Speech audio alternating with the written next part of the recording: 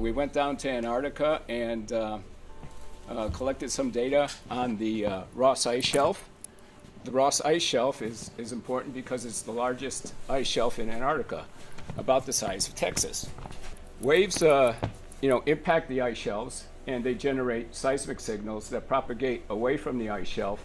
And the way these seismic waves propagate tells us about the integrity and the strength of the ice shelf. The front of the ice shelf is about 600 miles across.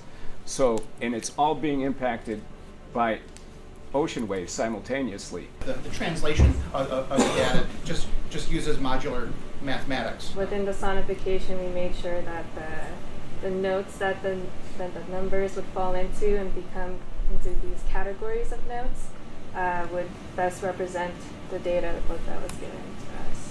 When I was a fellow at the aquarium, just thinking about how do you get people to care about the planet, I think there's a lot of connections between the quantifying self data. So we were thinking about heartbeats. Do people's hearts sync up in this space? The sonification of data, is the audio version of how scientists make visual charts out of lists of numbers. In the sound world, what we spent most of today and